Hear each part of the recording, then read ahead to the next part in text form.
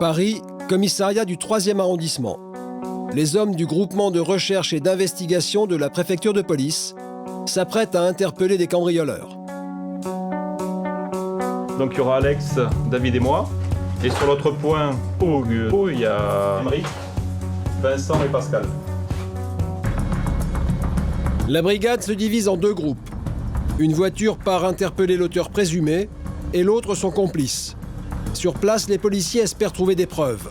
L'idéal, ça serait de trouver les objets dérobés à la victime. Ça confirmerait le vol. Ça serait idéal pour nous. Le premier groupe se rend chez l'auteur du cambriolage. Il vit avec son père et risque d'être surpris car les faits remontent à plusieurs mois.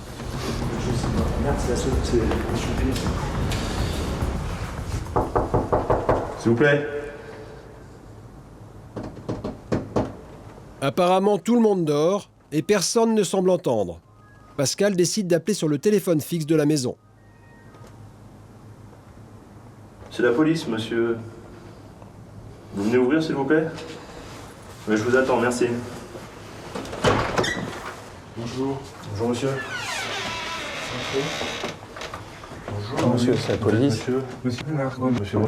Mais la surprise, le jeune homme qu'il recherche n'est pas là. Il y a combien de temps? Il est parti hier soir. Les policiers demandent à son père de l'appeler. Oui, allô? Non, ça va pas du tout, j'ai la police, je vais te passer la police. Hein? Tu quittes pas, hein, d'accord?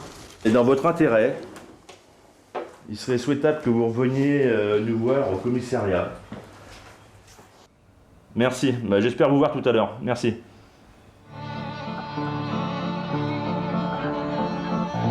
Pour le moment, la perquisition ne donne rien. Les policiers ne retrouvent ni ordinateur portable, ni DVD de la victime. Ils quittent l'appartement du suspect.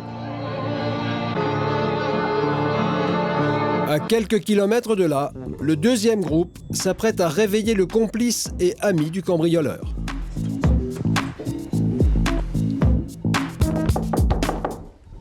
Bonjour madame, c'est la police s'il vous plaît. Oui. Bonjour madame, vous êtes madame Fred? Bonjour, c'est la police, on peut rentrer? Bonjour.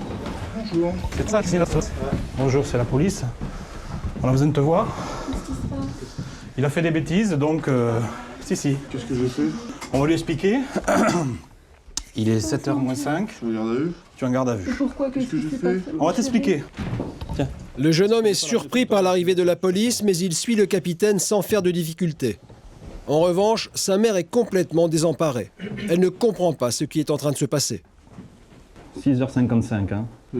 C'est-à-dire que vous allez emmener mon fils? On va garder votre fils, madame, 24 heures. Ah, mais je mon peux pas, Dieu. je travaille ce soir. Non, attention. Mon Dieu. Ça peut durer plus longtemps, ça peut durer 48 heures. Qu'est-ce que t'as été fait? Attendez, madame, J'ai on va vous expliquer après. Voilà, on va vous expliquer. Absolument, j'ai besoin. Voilà, il va vous expliquer. Bien sûr. On est venu te chercher pour une affaire de vol dans un appartement. Ça te dit rien? La mémoire te revient pas? Si, je vois que vous parlez de ça. Je sais pas. C'est toi qui m'as... Bien sûr que vous parlez de ça. Et alors? Et moi, j'ai cambriolé personne, monsieur. Non, écoute-moi. Si on est venu te chercher, c'est qu'on a des éléments. Oui. T'as été entendu une première fois, Ouais. hein? On a travaillé. C'est une affaire de police. L'ambiance est électrique, la mère est de plus en plus tendue. Je veux dire, à me terroriser un peu plus, là, c'est bon, vous m'avez dit ce qu'il y avait. Ça suffit, ma fille, elle n'a pas besoin Voilà, vous voyez. Mais attendez, oh, S'il vous plaît, madame, s'il vous plaît. oh. C'est jamais, c'est bon. Non, vous n'avez... Attends, non, je viens pas dans ma cuisine, jamais, je suis vieux. Au bout de quelques minutes, les policiers parviennent à ramener le calme dans l'appartement. Votre fils, il sait pourquoi on vient le chercher, il va s'en expliquer, et puis voilà. C'est tout, c'est simple. Mais après la police, la mère passe ses nerfs sur son fils. Écoute, maintenant, ça suffit. Tu ne joues pas, tu ne fais pas le malin, d'accord? J'ai pas envie de m'amuser voilà. du tout, du Voilà. tout. Écoute ta ça maman. m'amuse pas du tout. Oui, c'est bon, arrête de gueuler Ok. comme un veau. Alors, L'autre, il est... allez, bisous. À tout à l'heure. Ça m'occupe. Non, t'inquiète pas. Bien sûr, j'ai ça à faire, c'est la joie. Le jeune homme est emmené au commissariat pour être entendu.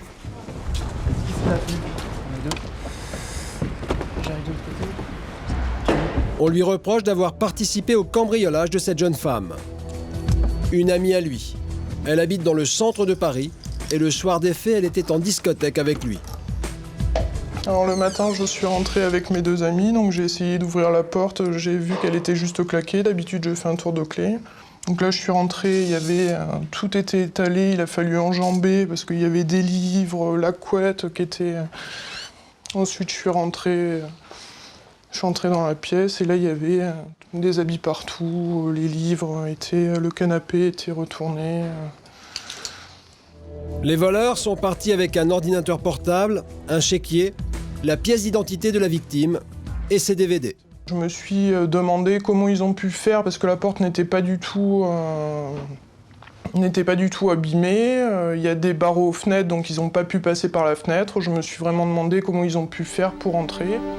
Et très vite, elle se rend à l'évidence. Ce soir-là, le complice l'avait invitée en boîte de nuit. Il lui aurait volé ses clés pendant qu'elle dansait et les aurait passées au voleur qui serait venu cambrioler. On est resté longtemps dans la boîte. Il avait tout à fait le temps de m'emprunter mes clés, de venir dans mon appartement, de plus ou moins fouiller, même s'il l'a fait rapidement, et de me ramener mes clés au matin. C'est aussi le scénario retenu par les policiers.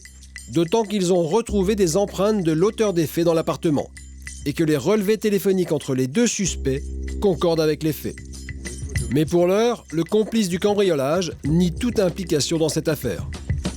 La première audition va se révéler primordiale pour le capitaine. Il souhaite des aveux. Ça dépend de toi. Elle peut être rapide, l'audition, ça peut durer moins de 12... Ça, tout dépend de toi. L'histoire, je la connais. Parce que je sais très bien ce que vous avez fait. Vous êtes parti chercher un arc chez lui. Ouais. Vous avez, comment il s'appelle, Ouais. je sais pas quoi. Voilà. Il y était dans l'appartement, mais il n'y avait pas que lui. Il n'y avait pas moi. Je te dis qu'il n'y avait pas que lui. Il y avait beaucoup. Il y avait lui. Donc, Après, ils ont fait leurs histoires, ils ont fait leurs affaires. Moi, ils ont fait leurs histoires, leurs affaires, ok, mais ils étaient combien dans l'appartement? 2. D'accord. Dis-moi comment ces clés sont sorties du sac. Alors, tu veux bien me donner une version, il y a une part de vrai, et puis après, tu me racontes des histoires qui... Bon, Allez, ben voilà, c'est bon quoi? C'est bon, j'ai pris les clés. Non, c'est pas me faire plaisir, attends, c'est ta version, et c'est la vérité que je veux. Le jeune homme avoue avoir pris les clés. Mais il implique un troisième individu, un certain Nino, qui aurait cambriolé l'appartement. Pour les policiers, ce n'est qu'une partie de la vérité. Ils poursuivront l'audition du jeune homme après une nuit en cellule. Parle-moi. Voilà, libère-toi. Libère-toi. Allez. De toute façon, je vous ai dit la vérité, sauf que c'est le prénom, c'est pas Nino, c'est la place, voilà. Mais tu crois pas qu'on s'en doutait? Bon. Après une nuit en garde à vue, le jeune homme craque et admet que son ami est le seul et unique auteur des faits. Le troisième homme n'existe pas. Tu m'as tout dit? Tu n'as rien oublié? Allez, tu peux craquer, hein? On n'est pas des surhommes, c'est pas un aveu de faiblesse ou quoi? Monsieur Marc, vous venez avec nous, s'il vous plaît? Vous savez pourquoi vous êtes là, non, à peu près, non? Entre-temps, son ami, celui qui aurait cambriolé l'appartement, se présente au commissariat. Il est placé en garde à vue pour être entendu. Son empreinte a été retrouvée dans l'appartement de la victime. À 20 ans, il est déjà bien connu de la police, principalement pour des affaires de vol avec effraction et de stupéfiants. Mais le soir des faits, il affirme avoir passé la soirée en banlieue et être rentré chez lui juste après. Chez moi, je dormais. Comment vous expliquez qu'à cette heure-là, votre ami Stanislas, il n'arrêtait pas de vous appeler? Et vous étiez chez la victime? Après avoir tenté de nier, il avoue à demi-mot avoir participé au vol. Je suis allé récupérer les clés. Je suis allé remettre les clés à la nuit. Et moi, à aucun moment, je suis rentré pour le cambrioler. Donc il a commis le vol, c'est ça? Voilà. Et moi, je suis resté en bas pour le prévenir si quelqu'un venait. Voilà, exactement. Là, tu as participé au vol, alors? Ouais, voilà, j'ai niqué, c'est bon, j'assume. Il fait état lui aussi d'un troisième homme. Pour connaître la vérité, Franck décide de confronter les deux amis. Le troisième homme existe-t-il vraiment? Bon, on va faire la confrontation. Maintenant, je veux voir si t'en as dans le pantalon. Tu vas maintenir ta déclaration d'hier, de ce matin ou pas? Ouais. Se joue pas au con avec moi, hein. Tu gagneras pas. Hein. Et moi, je te regarde dans les yeux. Tu me regardes dans les yeux? Ouais. Joue pas au con avec moi, hein. C'est moi qui te dis, hein. Ok? Les deux hommes vont-ils maintenir leur version? Vous communiquez pas. Il n'y a que moi qui parle, d'accord? Pas d'intimidation, pas de regard américain. Non, mais moi, j'ai pas envie de rire, hein. J'aime pas perdre mon temps, moi. Celui dont je vous ai parlé hier, hein. Ouais.